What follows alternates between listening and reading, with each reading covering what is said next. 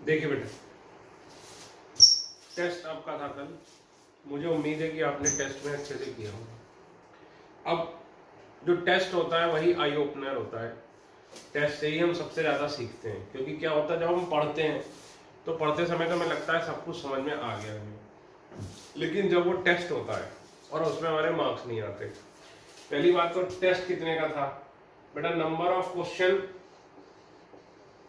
Into 4, तो 65 question थे into 4 is equal to 260 marks का था क्या टेस्ट। पिछले साल मैंने 240 मार्क्स का टेस्ट लिया था और 236 हाईएस्ट गया था, ये मैं आपको बता दूं। पिछले साल इसी टेस्ट में हाईएस्ट था, जो 60 क्वेश्चन का टेस्ट था, 5 क्वेश्चन इस साल मैंने एक्स्ट्रा डाले हैं, उसमें 236 हाईएस्ट गया था। ठीक है, तो इस बार जो हाईएस्ट है वो बहुत ही कम है।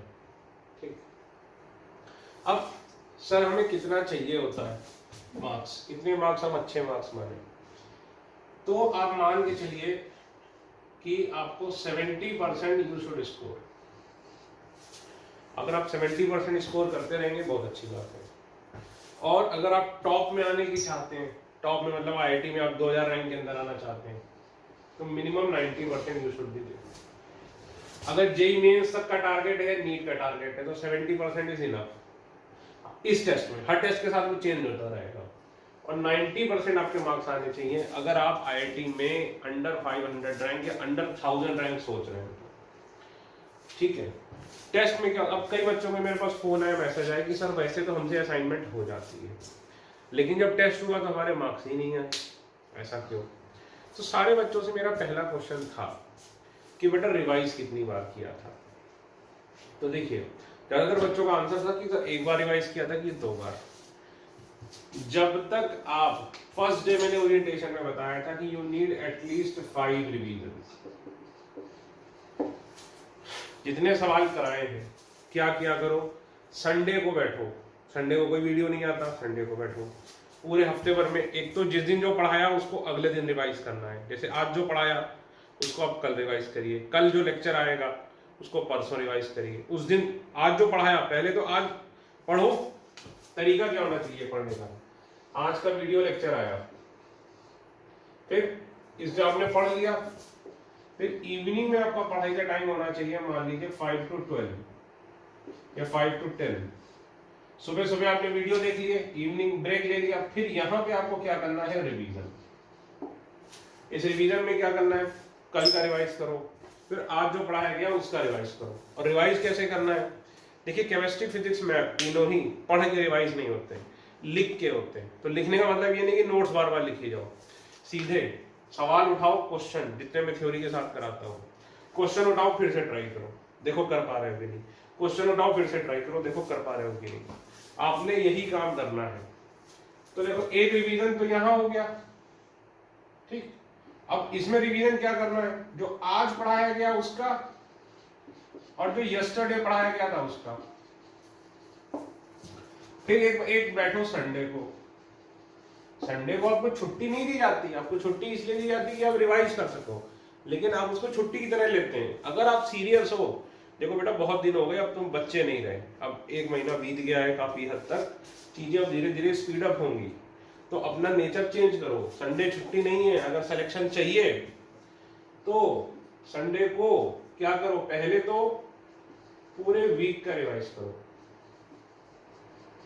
रिवाइज कंप्लीट वीक, पहले ये करो सारे सब्जेक्ट में। और अगर ये हो जाता है तो फिर लास्ट वीक का भी पूरा रिवाइज करो, जो करंट चैप्टर चल रहा हो उसको रिवाइज करो, ठीक। फिर टेस्ट अगर आपको अनाउंस है, टेस्ट 4 दिन 5 दिन पहले अनाउंस हो जाता है, तो जिस दिन टेस्ट अनाउंस हो कोशिश करो कि जैसे मान लो मैंने वेडनेसडे को टेस्ट अनाउंस किया, कि वेडनेसडे को अनाउंस किया क्या कि मंडे को टेस्ट है, तो अब क्या मान के चलो कि आज ही टेस्ट है, कि आप मान के चलो कि थर्सडे को टेस्ट है, और वेडनेसडे को पूरा रिवाइज कर डालो, फिर एक बार सैटरडे को रिवाइज करो, फिर एक बार संडे को रिवाइज करो, तब जाके मंडे को टेस्ट लो। हर टेस्ट को आपको इस तरह से लेना है कि ये मेरी लाइफ एंड डेथ का सवाल है, यही जो है यही टेस्ट असली है, असली है मतलब असली एग्जाम है। ठीक है ना। तो इस तरह से आप करिए। अगर आपके 70% मार्क्स आ गए हैं कल के टेस्ट में, 70% कितना हुआ 260 का, 26 इंटू 7 कितना हुआ 182। तो अगर 170 180 मार्क्स आ गए तो अच्छी बात है, इससे कम आए तो गलत बात है। मेहनत में कमी है, रिवीजन में कमी है। ध्यान रखिए, 1-2 बार पढ़ के कुछ नहीं होता, 4-5 बार जब तक नहीं पढ़ोगे नहीं होगा। डे 1 मैंने बोला था। अच्छे बच्चे और एवरेज बच्चे और खराब बच्चे में यही फर्क है। जो अच्छा बच्चा है उसके नंबर ऑफ रिवीजन ज्यादा होते हैं, एवरेज बच्चे के कम होते हैं, खराब बच्चे के और कम होते हैं। ये बात याद रखना, ठीक है। और अभी से मेहनत करोगे तो सिलेक्शन होगा, नहीं तो नहीं होगा। तो बेटा पढ़ते रहो ढंग से, बार बार पढ़िए, बार बार रिवाइज करिए, और सवाल अगर है तो सवाल को बार बार लिख के करिए। देखिए केमिस्ट्री, फिजिक्स और मैथ में तो जो भी सवाल आपको कराए गए हैं उनको फिर से करिए, क्योंकि जो क्लास में सवाल आपको हम लोग कराते हैं वो बहुत ज्यादा इंपॉर्टेंट होते हैं। बायो का मैं नहीं कह सकता कुछ भी, क्योंकि बायो मुझे बिल्कुल नहीं आती, तो बायो के लिए एसकेडी सर से पूछिए। लेकिन हाँ, ये ऑब्वियस सी बात है कि जो भी एसकेडी सर ने आपको पढ़ाया है वो आपको आना चाहिए। बस जो भी थ्योरी पढ़ाई है या उन्होंने भी अगर सवाल कराए हैं तो वो सारा का सारा आपको याद होना चाहिए। बार बार रिवाइज करो, रिवीजन इज द की। जो रिवीजन करता रहेगा, 5-6 रिवीजन करेगा, आप मान लीजिए ऐसा हो नहीं सकता कि उसका नीट में सिलेक्शन ना हो और आईआईटी में 3000 के अंडर रैंक ना आए। समझ रहे हैं, 3000 रैंक भी बहुत अच्छी रैंक होती है आईआईटी में, ओपन कैटेगरी में। तो आपने बार बार पढ़ना है। मैं कई बार बोल भी चुका हूँ कि बेटा आएगा कॉपी में से ही, लेकिन तुम खुद ही देखो अभी भी जो पेपर आया कॉपी में से ही, लेकिन आप नहीं कर पाए। क्यों? आपको कॉपी याद नहीं रहती। कॉपी क्यों नहीं याद रहती? पहली बात, पढ़ते समय आप ध्यान से नहीं पढ़ते। दूसरा, आप रिवीजन नहीं करते। तो रिवाइज करो, पढ़ते समय वो ध्यान से पढ़ो। एक और बात, 2 क्वेश्चन के आंसर गलत थे, मुझे कई बच्चों ने भेजे। एक का सही आंसर था ये, अब ABCD में कौन सा था वो मुझे नहीं पता। एक का सही आंसर था ये, दूसरे का सही आंसर था 30। तो इसमें दिक्कत क्या थी, C और D दोनों में 30 दिया था। तो वो क्या था, पता नहीं कैसे सॉफ्टवेयर एरर हो गई कि दोनों में 30 आ गया, तो इसका आंसर सही था 30। तो इन 2 क्वेश्चन में अगर आपका गड़बड़ हो गया तो मैं अभी कुछ नहीं कर सकता। फिजिकल अगर कॉपी चेक होती तो मैं ठीक करा देता, नंबर आपके बढ़वा देता। तो ये 2 क्वेश्चन जो है ये गलत, इसके आंसर थे। ठीक है, हम आगे चलते हैं। देखिए 2 सवाल दिए थे। Uncertainty in velocity of 2 particle A and B। तो डेल्टा VA कितना है 0.05 मीटर पर सेकेंड। डेल्टा VB, ठीक, the mass of B is 5 times mass of A. What is the ratio of uncertainty in their position? ये given है। तो देखो delta X into M into delta V greater than equal to H upon 4 pi. ठीक, तो मान लो इसको A कर दो, इसी तरह ये B हो जाएगा। डिवाइड कर दो, ठीक है, H अपॉन 4 पाई कट गया। तो delta XA upon delta XB, अभी के लिए इसको उधर ले जाओ, इसको इधर ले जाओ, तो क्या होगा MB डेल्टा VB, ये नीचे आ गया MA डेल्टा VA। तो MB कितना है 5 टाइम्स ऑफ MA, VB कितना है 0.02 MA, डेल्टा VA कितना है 0.05 MA कट गया, ये डेसिमल हट गया, 5 से 5 कट गया, कितना आंसर आ गया 2। तो सवाल करते समय इसको हम बोल लेते हैं, इसको हम क्या लिख लेते हैं, इक्वल टू लिख लेते हैं ग्रेटर देन को। तो अगर देखा जाए तो ये कितना आ गया 2:1। ये एकदम आइडियल नीट लेवल का सवाल था। ठीक है, जो अगला सवाल था ये मुझे याद नहीं, शायद ये नीट में आ भी चुका है। If uncertainty in position and momentum are equal, यानी कि delta x equal to delta p, तो पूछा है डेल्टा v कितना होगा। ठीक है, तो देखो delta x into delta p greater than equal to h upon 4 तो डेल्टा x को क्या रख दिया, डेल्टा p, तो delta p into delta p greater than equal to h upon 4 तो डेल्टा p का स्क्वायर।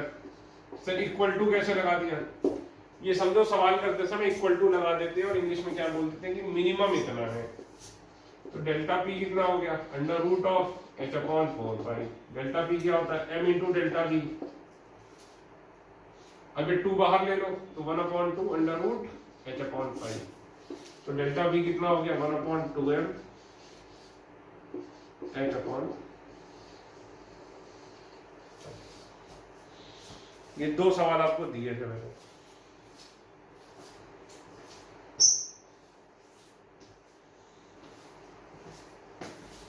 ठीक है, अब देखो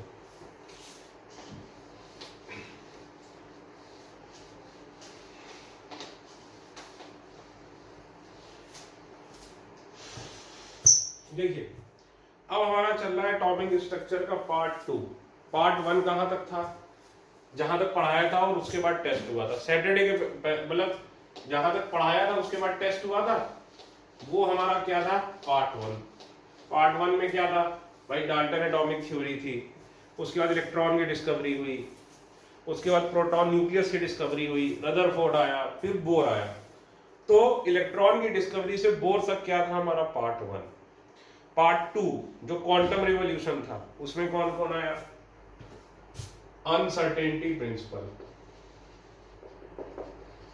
अनसर्टेनिटी प्रिंसिपल, दूसरा डी ब्रॉगली वेवलेंथ,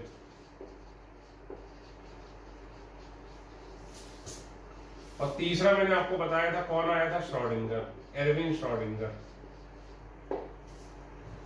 ठीक, तो सर एक चीज आपने हमें अभी तक नहीं पढ़ाई थी बेटा, क्या नहीं पढ़ाया सर, याद करो।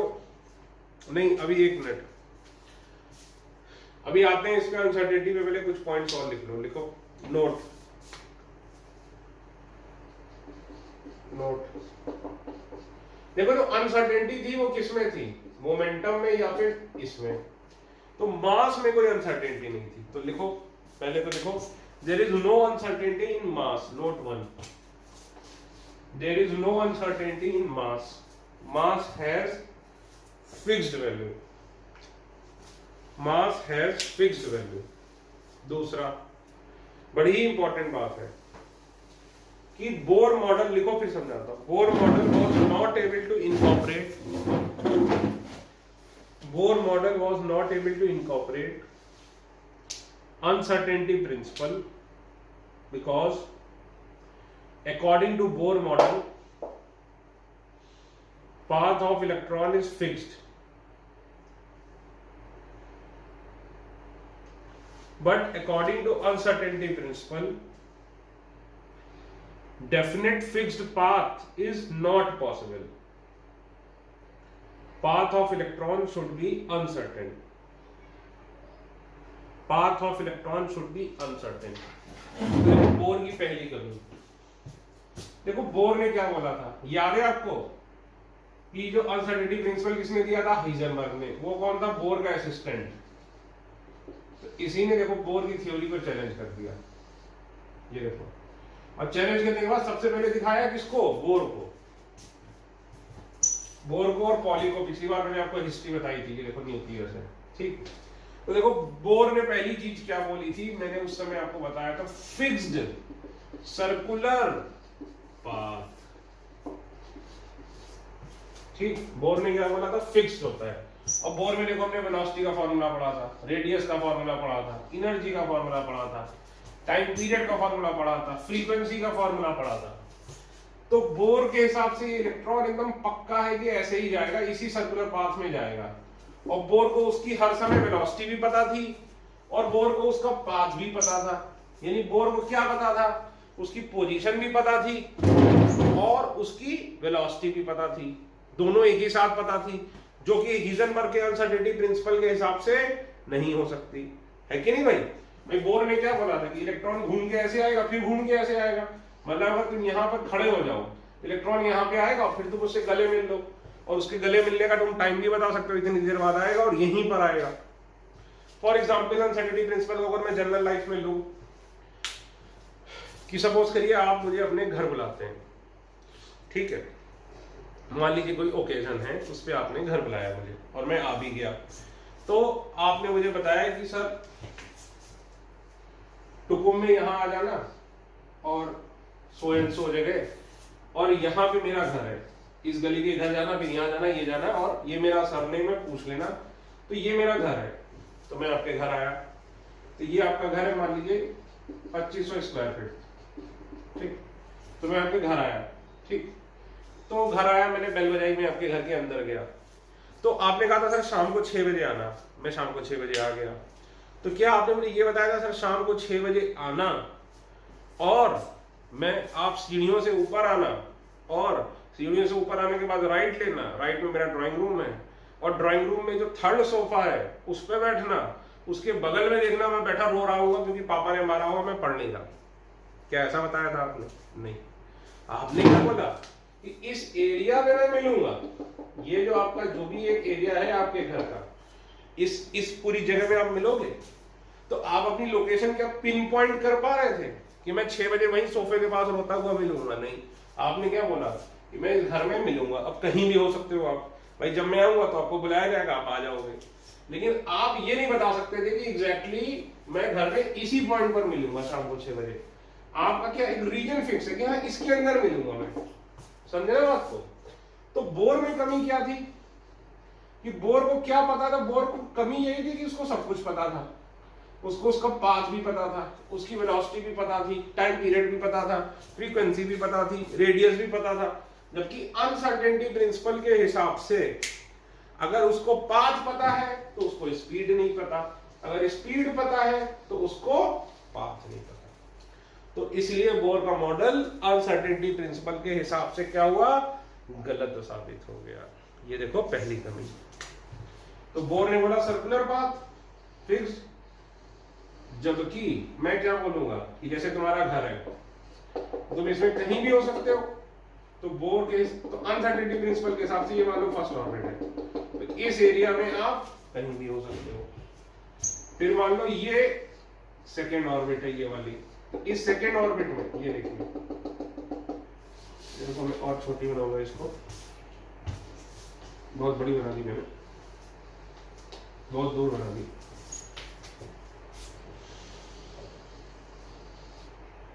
ये मान लीजिए सेकेंड ऑर्बिट है। अब वो ने सर्कुलर मानी थी, लेकिन ये देखो, तो अब अनसर्टेनिटी प्रिंसिपल के हिसाब से कुछ सोचो। अब जैसे ये सर्कल है, मान लीजिए सपोज ये सर्कल है, ठीक, ये न्यूक्लियस है, उसने तो बोला था यहीं पे होगा, लेकिन ये सपोज करिए मेरा अच्छा उंगली न्यूक्लियस है, तो उसके बोर के हिसाब से कैसे मूव कर रहा था? एकदम सर्कल में। लेकिन अनसर्टेनिटी प्रिंसिपल के हिसाब से इस सर्कल के इधर भी हो सकता है, इधर भी, देखो ये जो बोर का सर्कल यहां भी हो सकता है, इधर भी हो सकता है, इधर भी हो सकता है, ये देखो ऐसे हो सकता है अनसर्टेनिटी प्रिंसिपल के हिसाब से। तुम ये गेस कर रहे हो कि ये पाथ है, लेकिन अनसर्टेन है, तो यहां भी हो सकता है, यहां भी, ऊपर भी हो सकता है, उसके नीचे भी, और 3 डायमेंशनल हो जाएगा ये अपने आप, क्योंकि सर्कल में तो रहेगा नहीं भाई, इधर इधर और इधर, और बोर्ड के पीछे चारों तरफ हो सकता है कि नहीं? खुद सोचो। सर्कुलर पाथ है तो अनसर्टेनिटी क्या है? इधर भी हो सकता है, सर्किल के अंदर, सर्किल के बाहर, और सर्किल के बाहर ये देखो ऐसे, और ऐसे ही बोर्ड के अंदर भी हो सकता है। तो ये सारी चीजें पॉसिबल है। तो इसलिए बोर्ड का मॉडल अनसर्टेनिटी प्रिंसिपल को फॉलो नहीं कर पाया। तो ये उसकी क्या थी? पहली कमी। ये देखो, तो ये मान लो सेकेंड ऑर्बिट हो गई, इलेक्ट्रॉन इसमें है, ठीक है। ये देखिए, तो इलेक्ट्रॉन इसमें कहां पर है ये तो हम नहीं बता सकते। क्यों नहीं बता सकते? Uncertainty principle. लेकिन इसी रीजन में, जैसे आप घर के एक पर्टिकुलर रीजन है उसमें आप रहोगे, तो इसी तरह इलेक्ट्रॉन भी क्या है? इसी रीजन में। लेकिन बोर के हिसाब से क्या था? बोर को पक्के से पता था। तो ये पहली कमी हो गई बोर की, ये हम पढ़ेंगे, ठीक। अब एक चीज और, तीसरा नोट, जैसे मोशन 3 डायमेंशनल होता है, पता नहीं अभी तक आपने फिजिक्स में पढ़ा है कि नहीं, मुझे आई हैव नो आइडिया। तो जैसे एक्स वाई जेड, तो जो भी वेलोसिटी है सपोज करिए वो इधर भी हो सकती है, इधर भी हो सकती है, इधर भी हो सकती है कि नहीं। जैसे कि ये देखिए, सपोज ये देखो, ये मान लो मेरी जो हाइट है ये जेड एक्सिस है, इधर x इधर y, ठीक। ये जो राइट हैंड है मेरा x और आपकी तरफ जो हाथ आ रहा है y। अब देखो ये पेन यहाँ से छोड़ दिया, तो जब ये छोड़ा तो ये इसकी वेलोसिटी केवल किधर है, z एक्सिस की तरफ, ना ही इधर है x एक्सिस की तरफ, ना ही y एक्सिस की तरफ। लेकिन सपोज करिए मैं इस पेन को ऐसे फेंक देता हूँ, ठीक है, ये देखो ये x ये y ये z, इधर फेंका। तो जब मैंने पेन को इधर फेंका तो इसका मतलब एक वेलोसिटी का कंपोनेंट इधर है, एक इधर है, एक इधर है। देखो सपोज ऐसे फेंक दिया तो ये थोड़ा इस डायरेक्शन में भी ट्रेवल कर रहा है, इस डायरेक्शन में भी ट्रेवल कर रहा है, इस डायरेक्शन में भी ट्रेवल कर रहा है। पता नहीं ये आपने भी फिजिक्स में सीखा है कि नहीं। अगर आपको मेरी बात नहीं समझ में आती चिंता मत करिए। मोशन इन 1D, ये मोशन इन 3D है एक्चुअली, अभी शायद हम मोशन इन 1D पढ़ रहे हो। तो सिंपल सी बात ये याद रखो अगर अभी नहीं समझ में आती, कि जो डेल्टा पी है वो क्या है, मान लो मोमेंटम अलोंग एक्स एक्सिस है, तो अनसर्टेनिटी भी हम क्या लेंगे, अलोंग एक्स एक्सिस। इसी तरह मान लो delta P uncertainty along Y axis, तो हम पोजीशन भी कौन सी लेंगे, वाई एक्सिस की। इसी तरह अनसर्टेनिटी है मान लो जेड एक्सिस की, तो हम पोजीशन भी कौन सी लेंगे, जेड एक्सिस की। It will make more sense जब आप पढ़ लोगे क्या, मोशन इन 3 डायमेंशन। आप अभी पता नहीं अभी क्या चल रहा है, लेकिन मोशन इन 3 डायमेंशन जब आप पढ़ोगे तब ये आप समझोगे फिजिक्स में, जो कि बहुत ही जल्द आ जाएगा। ठीक है, ये हो गया।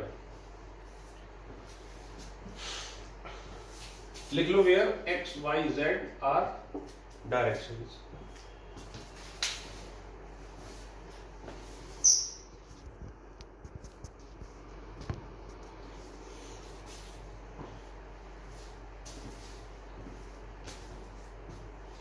where x y z are directions। ठीक। अब देखो 3 तरीके की अनसर्टेनिटी होती है।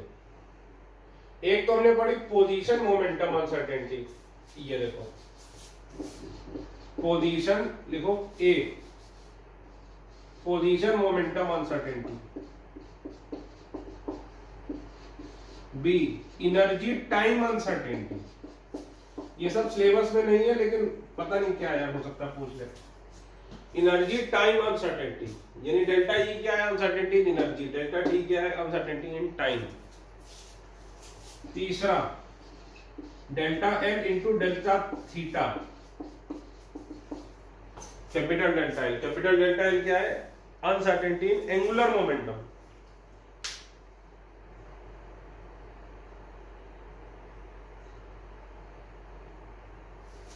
याद करो युकावा पाई मेसन थ्योरी आपको पढ़ाई थी असाइनमेंट 1 में, क्वेश्चन नंबर 6। तो वो एक्सप्लेन होती है जब हम इसको कंसीडर करते हैं। चाहो तो लिख लो यहाँ पे कि Yukawa pi mason theory can be explained only with the help of energy time uncertainty. Can be explained only with the help of energy time uncertainty.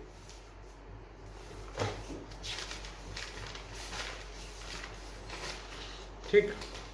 अब देखो सर, अभी तक आपने लिमिटेशन ऑफ बोर मॉडल हमें नहीं पढ़ाया था। वो क्यों नहीं पढ़ाया था, क्योंकि अब उस समय पढ़ा था समझ में नहीं आती, आज पढ़ाऊंगा समझ आएगा। लिखो लिमिटेशन ऑफ बोर मॉडल।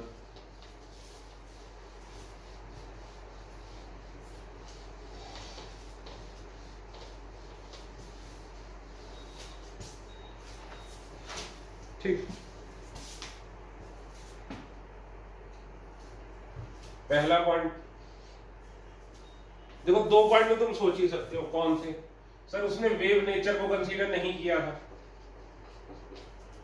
और उसने क्या कंसीडर नहीं किया था, अनसर्टेनिटी प्रिंसिपल को कंसीडर नहीं किया था। लेकिन ये चीजें आने के पहले भी जो बोर मॉडल था वो जो आपको बताएगा ना स्पेक्ट्रम, वो केवल स्पेक्ट्रम किसका, देखिए आपको बताएगा बोर मॉडल केवल किसके लिए एप्लीकेबल है, जिसके पास एक ही इलेक्ट्रॉन है, जिसके पास एक से ज्यादा इलेक्ट्रॉन है, उसके लिए बोर मॉडल फेल हो जाता है। कैसे फेल हो जाता है सर? उसका जो स्पेक्ट्रम आता है उसको वो एक्सप्लेन नहीं कर पाता। तो लिखो पहला point, it can only explain spectrum of those atoms और ions. It can only explain spectrum of those atoms और ions which have more than one electron. Sorry, which have only one electron. Sorry, गलत बोला, which have only one electron. Bracket में लिखो hydrogen, deuterium, He+, Li+2। ठीक, आगे लिखो, it cannot explain a spectrum of multi-electron atoms or ions. It cannot explain the structure of multi-electron atoms or ions. ठीक, दूसरा point, it cannot explain multiple fine spectrum of multiple fine structure of spectrum. मतलब क्या हुआ? मतलब ये हुआ कि ये देखो, पहली बात तो सपोज ऐसे लाइनें आई, ठीक, तो अब ये लाइनें क्यों आई? सपोज ये लाइनें आई एक्स एटम से, एक्स में क्या मोर देन वन इलेक्ट्रॉन, तो बोर इन लाइनों को, ये क्या है इसका स्पेक्ट्रम, तो बोर इनको एक्सप्लेन नहीं कर पाया। ठीक, बोर इनको एक्सप्लेन नहीं कर पाया। दूसरी बात, जब टेक्नोलॉजी बढ़ी और इसको ध्यान से देखा गया तो क्या पता चला, इसको मैग्नीफाई करेंगे अगर,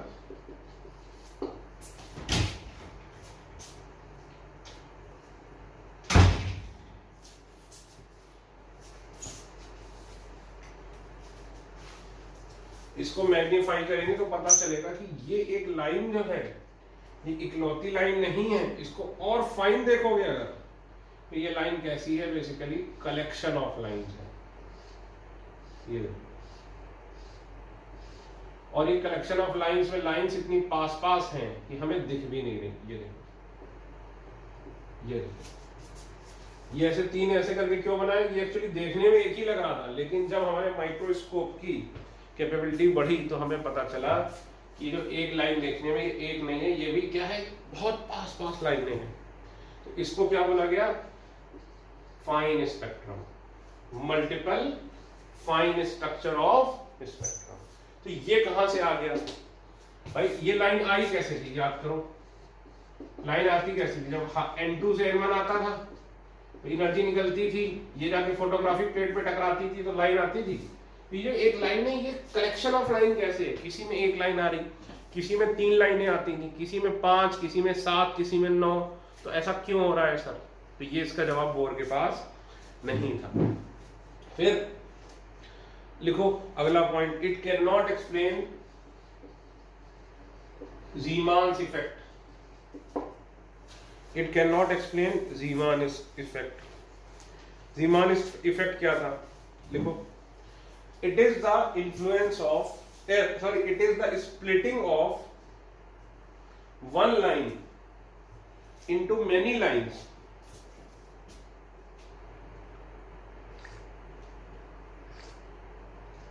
under the influence of magnetic field। मतलब जब मैग्नेटिक फील्ड लगा दोगे तो क्या होगा कि ये लाइन जो है और ज्यादा लाइनों में बढ़ जाएगी, ठीक है, और यहां पे भी दिखने लगेगा साफ साफ, ये बहुत पास पास लाइनें हैं। तो इसको ये भी क्यों बढ़ गया, ये भी एक्सप्लेन नहीं कर पाया। लिखो बोर। अगला point, it can not explain Stark effect. Stark effect same है ज़ीमान। ज़ीमान किसमें था? मैग्नेटिक फील्ड में। तो स्टार ने क्या करा, इलेक्ट्रिक फील्ड लगा के देखी तो फिर से ऐसे ही हो गया, तो क्यों हो गया, तो लिखो it can not explain Stark effect.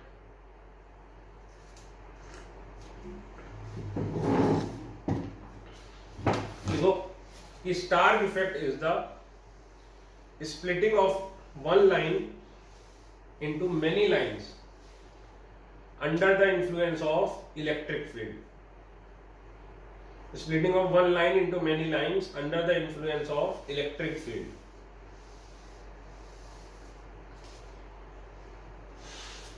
ठीक, अगला पॉइंट, बोर ने क्या माना था, सर्कुलर होता है, लेकिन अनसर्टेनिटी प्रिंसिपल से क्या साबित हो गया कि ये क्या होता है, 3 डायमेंशनल।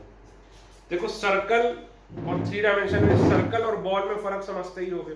सर्कल क्या होता है, 2 डायमेंशन, जैसे चूड़ी हो गई, जैसे कड़ा हो गया, बैंगल हो गया, वो क्या होता है 2 डायमेंशनल, और उसको क्या बोलते हैं, सर्कुलर। 2 डायमेंशनल चीज को क्या बोलते हैं, सर्कुलर। और जो बॉल होती है, बॉल क्या होती है, 3 डायमेंशनल। तो बोर ने क्या बोला था कि इलेक्ट्रॉन कैसे मूव करता है, सर्कुलरली, यानी इलेक्ट्रॉन का मोशन क्या है, सर्कुलर। लेकिन एक्चुअल में इलेक्ट्रॉन का मोशन कैसा है, 3 डायमेंशनल। तो लिखो according to Bohr model motion of electron is circular, bracket में लिखो 2 dimensional.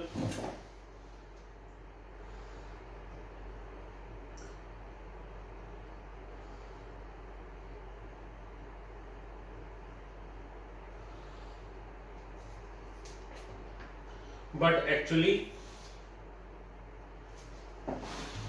actually electron has 3D motion. Actually electron has 3D motion. ठीक, अगला पॉइंट कि according to Bohr electron moves in a fixed circular path and we can also calculate its position and velocity at the same time, and we can calculate its position and velocity at the same time. This is in contradiction, this is in contradiction with the, this is in contradiction with Heisenberg uncertainty principle.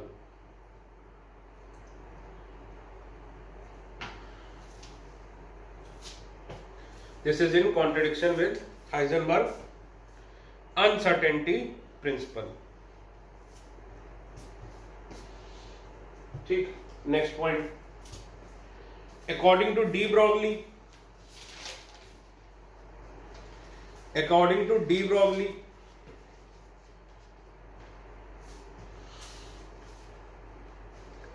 electron have dual nature, particle as well as wave.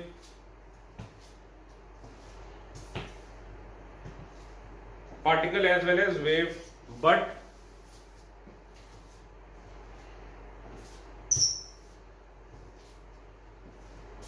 this aspect was not considered in Bohr model.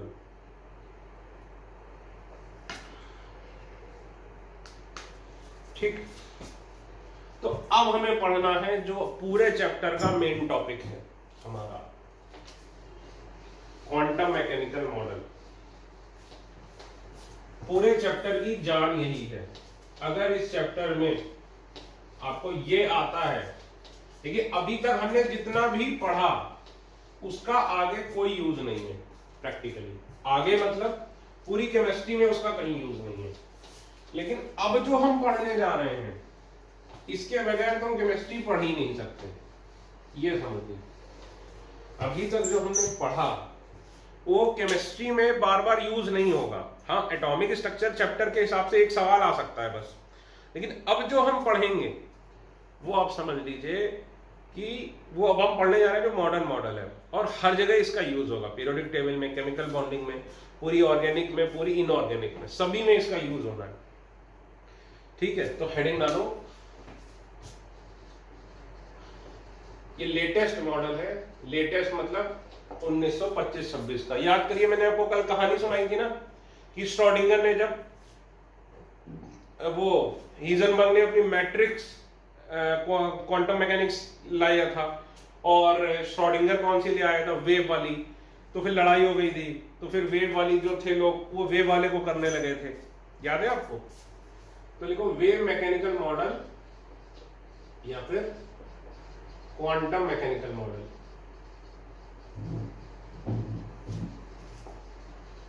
Wave mechanical model या फिर quantum mechanical model. ठीक, तो अब देखिए जो सबसे बड़ी अभी तक जितने भी मॉडल आए थे उनमें दो बड़ी कमियां थी। जो लेटेस्ट मॉडल है अभी तक का, इसके पहले वो कौन सा था भाई? पहले किसका आया? थॉमसन का, फिर किसका आया? रदरफोर्ड का, फिर आया बोर का। बोर के बाद समरफील्ड भी आया था लेकिन लोगों ने उसे एक्सेप्ट नहीं किया। तो बोर के मॉडल में भी, और बोर के मॉडल देने के बाद क्या हुआ? दो नई चीजें आ गई। कौन सी? एक अनसर्टेनिटी प्रिंसिपल आ गया जो कि क्या कहता है कि एग्जैक्टली कहां पे है तुम ये बता ही नहीं सकते। दूसरा क्या आ गया? एक तो अनसर्टेनिटी प्रिंसिपल, दूसरा कि जो इलेक्ट्रॉन है उसमें क्या है? वेव नेचर है। ठीक है, जितने भी मैटर है उसमें क्या है? वेव नेचर भी है। यानी अब हमें ऐसा मॉडल चाहिए जो इन दोनों चीजों को भी कंसीडर करे, यानी जो अनसर्टेनिटी प्रिंसिपल के हिसाब से भी सही हो और जो डी ब्रॉगली के हिसाब से भी सही हो। तो मेन ये मॉडल है। तो लिखो the atomic model which is based on the atomic model which is based on particle as well as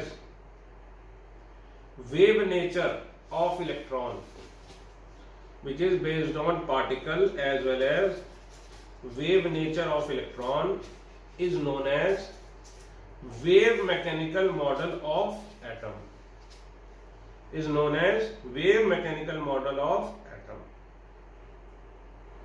Its main credit goes to Erwin Schrödinger. याद करो कल हिस्ट्री बताई थी कि हीजनबर्ग क्या था? बोर का असिस्टेंट था, पॉली का फ्रेंड था। फिर क्या है वो, उसने मैट्रिसेस अलजेब्रा दी, matrices based quantum mechanical model दिया, लेकिन वो लोगों को समझ में नहीं आया।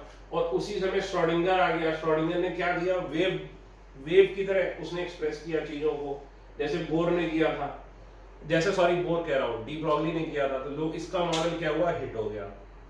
तो लिखो, ठीक है, इसके आगे लिखो कि for the wave motion of electron in 3D space around the nucleus. For the wave motion of electron in 3D space around the nucleus, he put forward his equation which is known as Schrödinger equation, which is known as Schrödinger equation. ठीक, paragraph change करके लिखो इन Schrödinger wave model of an atom. देखो नाम ही क्या है? Wave mechanical model, मतलब कि ये वेव नेचर को कंसीडर करके चल रहा है, अनसर्टेनिटी को कंसीडर करके चल रहा है। देखो in Schrodinger wave model of an atom the discrete energy levels और orbits,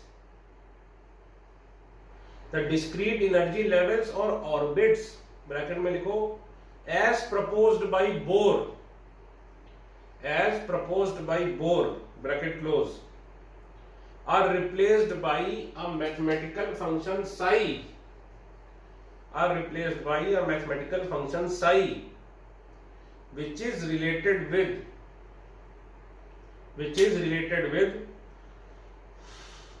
the probability of finding electrons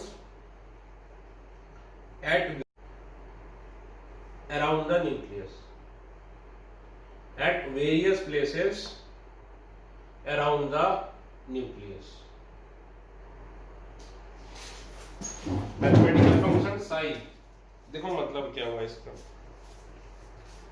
bore ने क्या बोला था? फिर से देखो, कि ये सर्कुलर ऑर्बिट है, फिक्स्ड है, और बोर को पक्का पता था कि कहाँ कहाँ जा रहा है, इसकी वेलोसिटी सब पता थी। अनसर्टेनिटी प्रिंसिपल से क्या हुआ कि तुम ये कहीं नहीं सकते, तुम ये बोल सकते हो ये है तो या तो इसके इधर होगा या तो इधर होगा, ठीक है, कहाँ होगा एग्जैक्टली हमें पता ही नहीं, ये कहीं भी हो सकता है, यहाँ यहाँ यहाँ यहाँ यहाँ यहाँ यहाँ यहाँ यहाँ कहीं भी हो सकता है, ठीक है।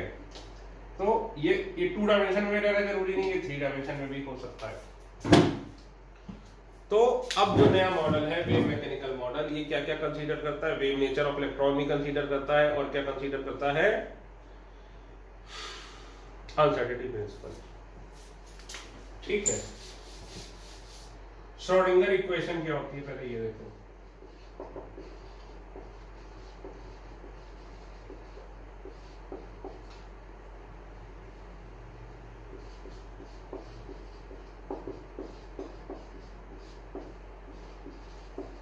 अब इसमें जो मैथमेटिक्स लगेगी वो आईआईटी लेवल की लगेगी।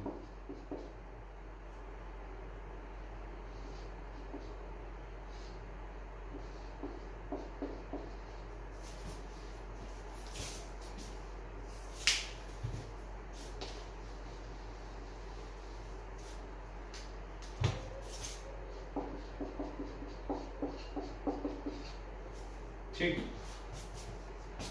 इसमें देखो पहली बात तो साई क्या है, उसने क्या बोला, जैसे अगर इलेक्ट्रॉन को हम एक वेव से रिप्रेजेंट करें, भाई आपको पता है कोई भी मटेरियल पार्टिकल को हम वेव है, जो मैटर है वो वेव भी है, तो इस वेव का एम्पलीट्यूड क्या है, साई। इस वेव का एम्पलीट्यूड क्या है, साई। सर ये क्या चीज लिखी है आपने, ये तो हमें समझ ही नहीं आ रही बेटा, इसको बोलते हैं पार्शियल डिफरेंशिएशन। पहले जैसे dx by dy, ये डिफरेंशिएशन है, पता नहीं आपको डिफरेंशिएशन आता है कि नहीं, तो इसको बोलते हैं डिफरेंशिएशन, इसको बोलते हैं पार्शियल डिफरेंशिएशन। ये क्या चीज होती है फिजिक्स में पढ़ेंगे, अभी क्या करेंगे याद रखेंगे, वैसे ये सिलेबस में भी नहीं है, ये भी आपको बता दूं। पार्शियल डिफरेंशिएशन जो मैथमेटिक्स भी बच्चे पढ़ते हैं, पार्शियल डिफरेंशिएशन शायद जितनी मेरी नॉलेज है सिलेबस में नहीं है। तो अब ये देखो दो बार डिफरेंशिएट करो, इसको क्या बोलते हैं, डबल डिफरेंशिएशन, ठीक है। तो ये डबल डिफरेंशिएशन है, ठीक। ई क्या है, total energy of electron. V क्या है, potential energy of electron. X Y Z क्या है, डायरेक्शन, ठीक। तो ये del 2 psi upon del x2 क्या है,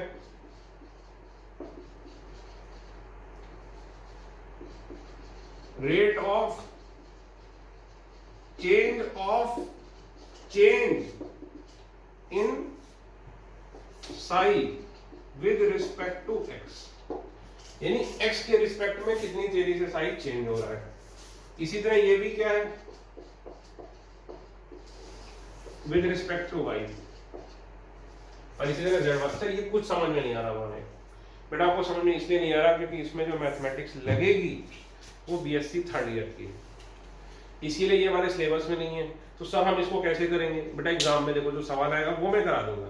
नीट में आज तक क्या सवाल आया है, ABCD 4 इक्वेशन लिखी थी, पूछा था बताओ कौन सी श्रोडिंगर इक्वेशन है, तो पहचान तो लोगे, अगर ये याद कर लोगे तो पहचान लोगे। तो यही सवाल आना है जेईई मेंस और नीट में कि बताओ इक्वेशन कौन सी है, ठीक है ना। इसको सॉल्व करना सिलेबस में नहीं है, आईआईटी एडवांस में भी इसको हम सॉल्व नहीं करेंगे, इसको सॉल्व करते हैं तो बीएससी 3rd ईयर में या आईआईटी के 1st ईयर में। अब देखो ये जो सारा है इसको ऐसे भी डिनोट कर देते हैं,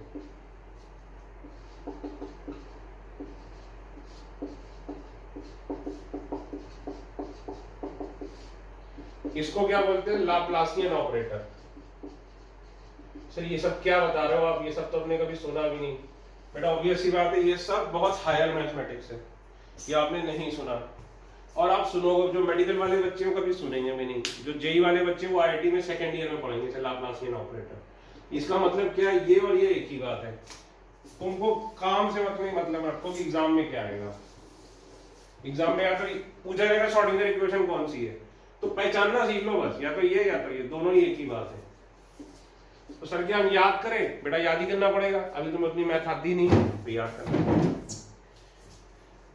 एक चीज और याद रखना, h कट, ये क्या होता है h/2 नोट, इसको बोलते हैं h कट, ये क्या होता है h/2। ठीक, तो देखो सर आपने इतनी बड़ी इक्वेशन लिख दी, अब हमारा मन भी नहीं कर रहा आगे वीडियो देखने का। बेटा चिंता मत करो, इस इक्वेशन का जो डेरिवेशन है वो सिलेबस में नहीं है। इस इक्वेशन का इस इक्वेशन की जो सॉल्विंग है वो सिलेबस में नहीं है। जो इस इक्वेशन की सॉल्विंग है वो आएगी आईआईटी फर्स्ट ईयर में, और वो लगभग 14-15 पेजेस की होगी हाइड्रोजन एटम के लिए अगर आप सॉल्व करेंगे तो इतने बड़ा डेरिवेशन है कि आईआईटी के अंदर भी आया सपोज, तो मान लीजिए 100 मार्क्स का पेपर है तो 20 मार्क्स का ये क्वेश्चन होगा अकेला। पासिंग मार्क्स अगर 40 है तो एक क्वेश्चन करके आधे पासिंग मार्क्स आ जाएंगे, समझे। तो हमें अभी क्या करना है, इसको केवल याद करना है और इसको सॉल्व करके क्या आया वो पढ़ना है। अब इसको सॉल्व, इसकी मैथमेटिक्स नहीं पढ़नी, इसको सॉल्व करके जो आया वो पढ़ना है। ठीक, तो पहले तो आप ये बात ये लिख लिया अपनी इक्वेशन, ये मैं एडवांस में अच्छे से पढ़ाऊंगा बहुत, इसकी एप्लीकेशन। अब देखिए, तो पहली चीज तो ये हमें समझ में आई कि बोर ने क्या बोला था कि इलेक्ट्रॉन कहां रहता है, ऑर्बिट में। ठीक, जबकि इलेक्ट्रॉन ऑर्बिट क्या थी, एक 2 डायमेंशनल स्पेस, जबकि अनसर्टेनिटी प्रिंसिपल के हिसाब से इलेक्ट्रॉन क्या है, कहीं भी हो सकता है। तो हम ठीक से बता ही नहीं सकते।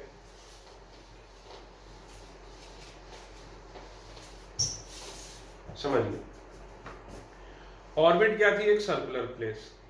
ठीक, तो अब श्रोडिंगर इक्वेशन आने के बाद हमें क्या पता चला कि इलेक्ट्रॉन ऑर्बिट में नहीं रहता है, किसमें रहता है, ऑर्बिटल में रहता है। सर फर्क क्या है पहले समझना, फिर अभी सब लिखा दूंगा। ऑर्बिट देखो क्या था, एक सर्कुलर पाथ, जो कि बात की थी किसने, बोर ने। ऑर्बिट या फिर जिसको तुम क्या बोलते थे, shell, K shell, L shell, M shell, इसमें क्या था, इलेक्ट्रॉन 2 डायमेंशनल था, यहीं पे घूमता था। ऑर्बिटल पहली बात क्या होता है, 3 डायमेंशनल। ठीक, और ऑर्बिटल जो है क्वांटम मैकेनिकल मॉडल में है, यानी वो अनसर्टेनिटी प्रिंसिपल को भी फॉलो करता है।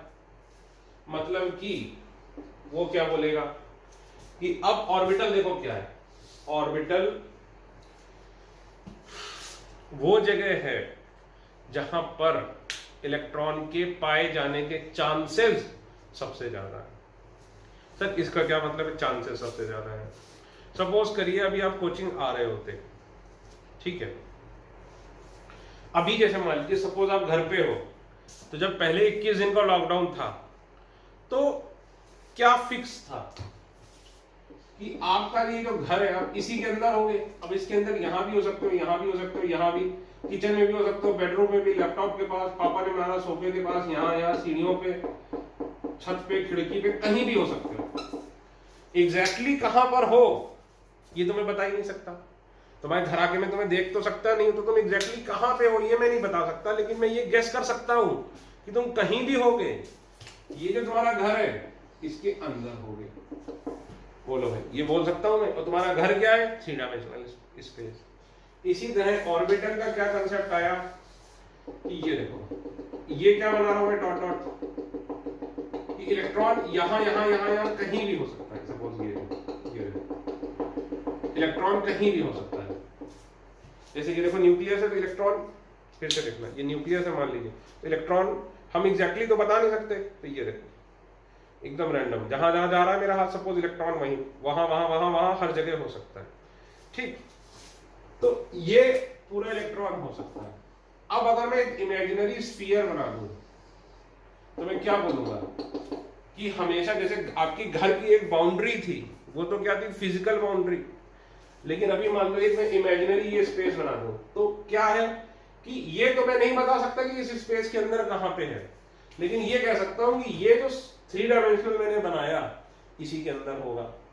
इसको क्या बोलेंगे, ऑर्बिटल। फिर से देखो ये न्यूक्लियस है, अब देखो देखो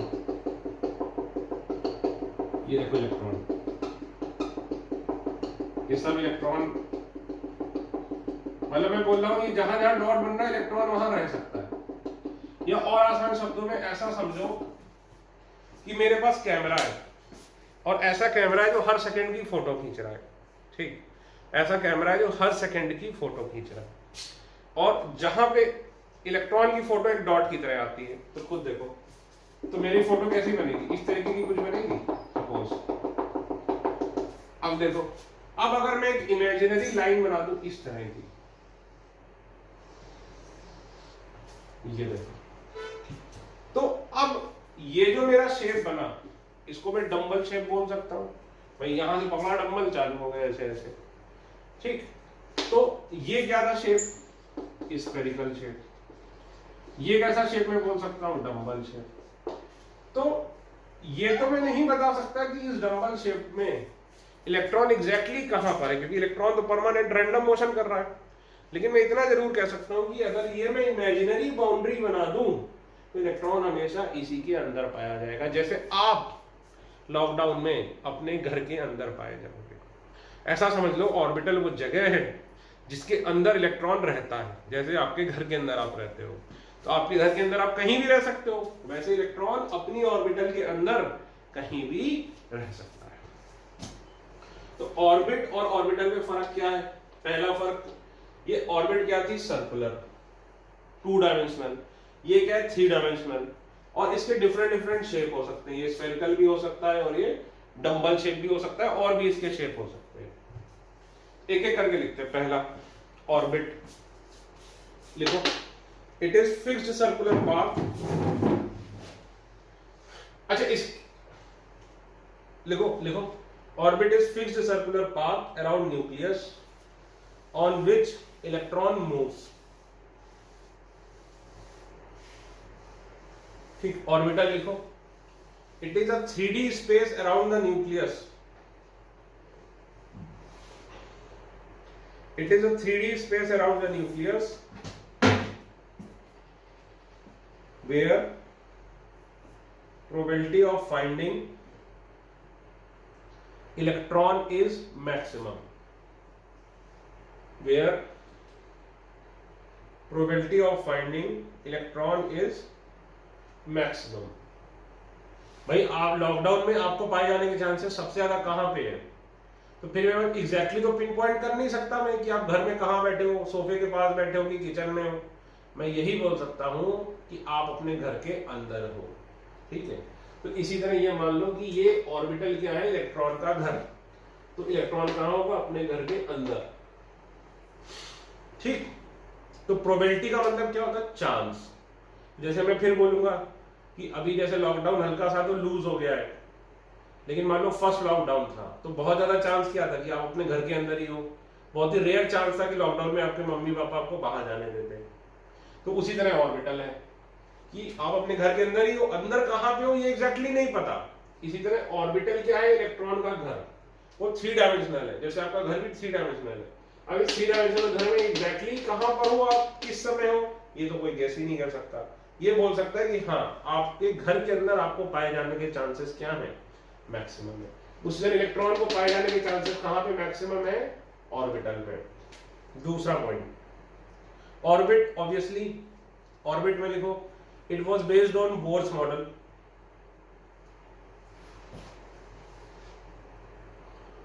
ऑर्बिटल में लिखो कि it is based on wave mechanical model,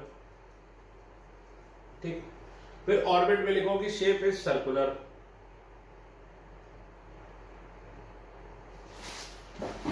orbital में लिखो it can have many shapes.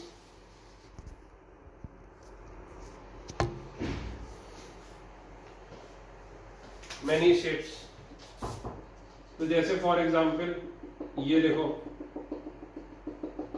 ये कैसा शेप हो गया, स्फेरिकल। जैसे ये न्यूक्लियस है,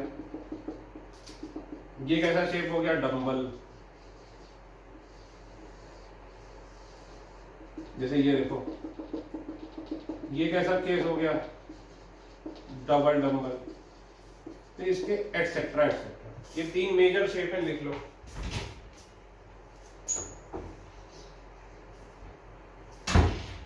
ठीक है, फिर लिखो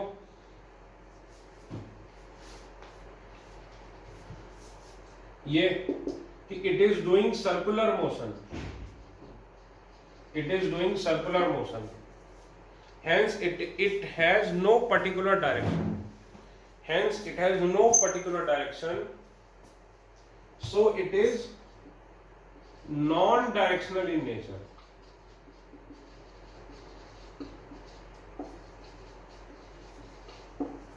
So it is non directional in nature. non directional का मतलब क्या है भाई? इलेक्ट्रॉन के इधर पाए जाने के जितने चांस हैं उतने ही इधर है, इधर भी है, इधर भी, इधर भी, इधर भी, इधर भी, इधर भी, इधर भी, इधर भी। अब ये देखो, ठीक, orbital can be either directional और नॉन डायरेक्शनल।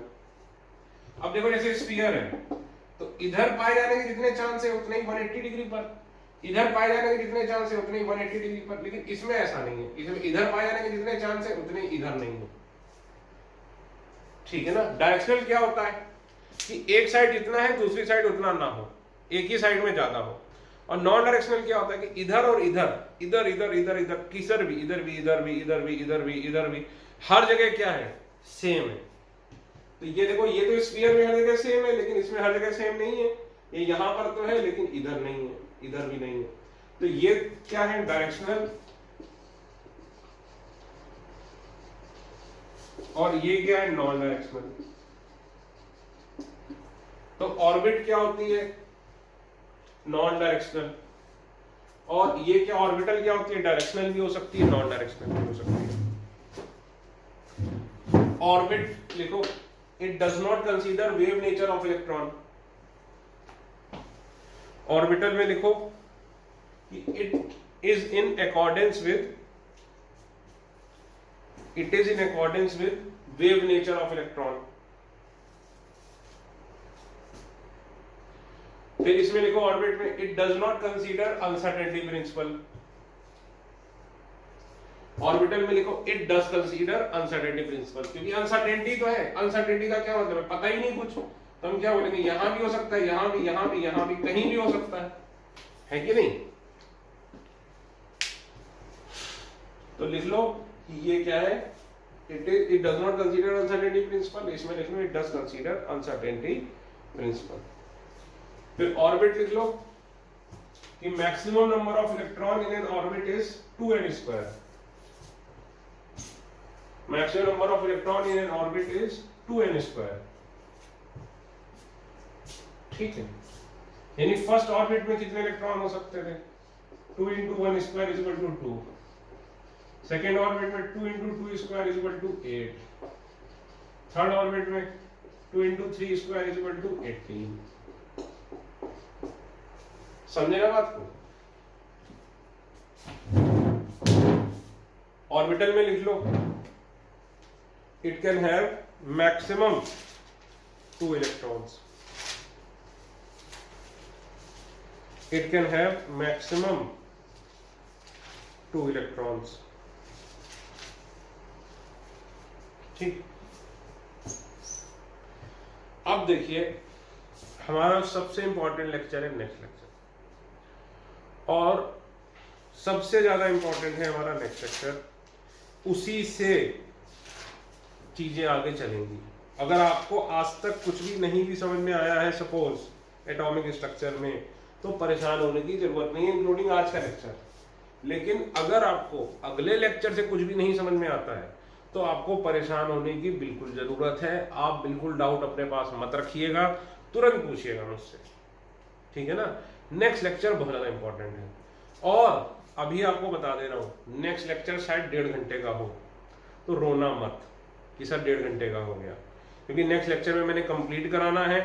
अगर आपसे 1.5 घंटे लगातार वीडियो नहीं देखा जाता है तो आप 1 घंटे का देखो, फिर पॉज करके रख दो, फिर आधे घंटे बाद देख लो। वैसे अच्छे बच्चों को इस प्रकार की कोई दिक्कत होती नहीं है, ठीक है। लेकिन आपको अगर दिक्कत है, मान लीजिए आंखों में दिक्कत है, कुछ फिजिकल दिक्कत है, नेट के डेटा की दिक्कत है, तो आप सिंपल करिए 1 घंटे का देखिए, पॉज कर दीजिए, अगले दिन फिर देख लीजिए।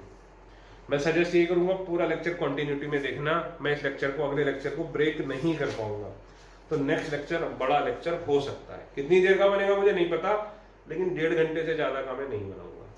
अगर 1.5 घंटे, वैसे नॉर्मली 1.5 घंटे में हो जाएगा, ठीक है। Thank you.